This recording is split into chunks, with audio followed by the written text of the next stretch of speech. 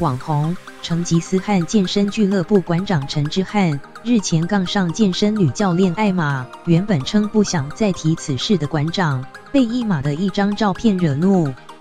原来艾玛与经营健身产品的恶魔坏老板丹尼尔 Daniel 合照，馆长感叹自己与丹尼尔16年的兄弟情谊竟然比不过一个小妹妹，我觉得非常夸张，大家兄弟做一做，你不想做兄弟想做敌人，可以明讲嘛？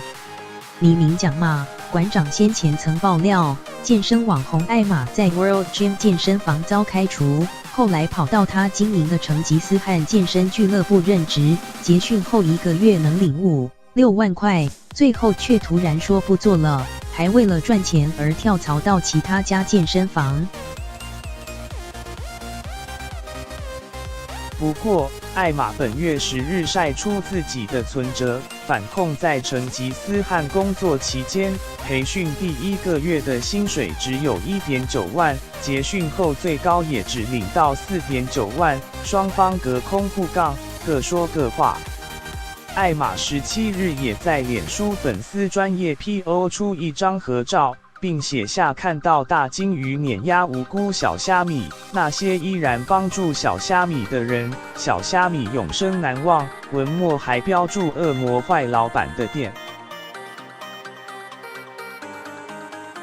对此，馆长在中表示自己近年来身体不好，很担心有一天就走了。他表示自己太忙，睡眠不好，且一下那个弄我，一个这个弄我，并提到艾玛 PO 出的照片，其中一人是经营健身产品的恶魔坏老板丹尼尔。他坦言从24岁就认识丹尼尔，现在40岁了，16年的兄弟情谊却比不过一个小妹妹。我徒弟之前还打电话问过，你说你不会支持艾玛？